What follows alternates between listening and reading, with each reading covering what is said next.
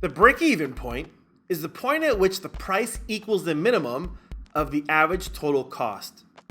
This is also the point where the price passes through the intersection between the marginal cost and the ATC curve. The break-even point is shown on the middle graph of this figure.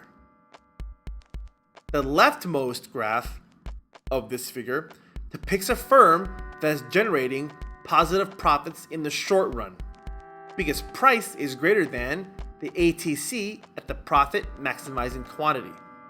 The rightmost graph on this figure depicts a firm that is generating negative profits in the short run because price is less than ATC at the profit maximizing quantity. All three graphs depicted on this figure show firms that will choose not to shut down in the short run. The shutdown point is the point at which the price equals the minimum of the average variable cost. This is also the point where the price passes through the intersection between the MC and the AVC. If the price equals the minimum of the AVC or lower, then the firm must shut down. At any quantity that the firm produces, the revenue that the firm gets is not even enough to pay for the variable cost of production. If the price equals the minimum of the ATC or lower, the firm maximizes profit or minimizes losses when producing at the quantity of 0. The firm's profit equals the negative of the firm's fixed cost. Think, if the firm shuts down, then profit is equal to total revenues minus total costs, which is equal to 0 minus total fixed costs, which is equal to a negative of total fixed costs. The leftmost graph on this figure depicts a firm that is receiving a price above the minimum of the AVC, but below the minimum of the ATC. In this case, the firm is losing profits, but must not shut down. The middle graph on this figure depicts a firm that is receiving a price equal to the minimum of the AVC. This firm is indifferent between shutting down or producing at a quantity equal to Q. In either case, the firm's losses will be the same, which is the negative of the fixed costs.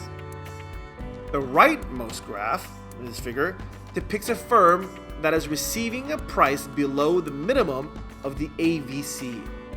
In this case, the firm must shut down to minimize its losses.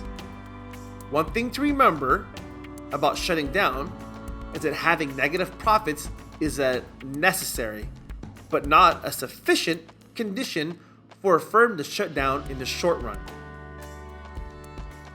Recall, long run is a period of time when it is possible for a firm to adjust all its inputs of production. The input that we hold fixed in the short run and allow to vary in the long run is capital. In order to analyze the effect of capital expansion on total costs, we need to analyze two effects. Effect number one, the effect of the change in the capital input on the fixed costs. Two, the effect of the change in the capital input on the variable costs. When a firm increases its capital inputs, its fixed costs increase and its variable costs decrease. This figure illustrates the effects of an increase in capital input on the fixed and variable costs in the long run. Since the ATC is equal to the total cost over the quantity, then the effect of capital expansion depends on the size of the increase in fixed costs, the decrease in the variable costs, and the production quantity. This figure shows the generic effect of an increase in the capital inputs on the average total costs. In this figure, ATC sub 1 represents the average total cost before capital expansion, and ATC sub 2 represents the average total cost after capital expansion. As the figure shows, ATC sub 2 is higher than ATC sub 1, where the quantity is low. This is because the increase in the average fixed cost outweighed the decrease in the average variable cost when Q is low. At higher levels of quantity, where quantity is greater than 8 in this figure, ATC sub 1 is higher than ATC sub 2.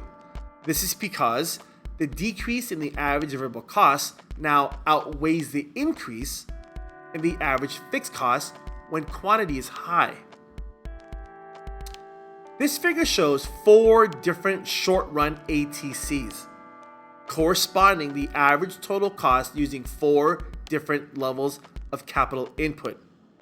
ATC sub 1 represents the average total cost using the least amount of capital input, while ATC sub 4 represents the average total cost using the most amount of capital input.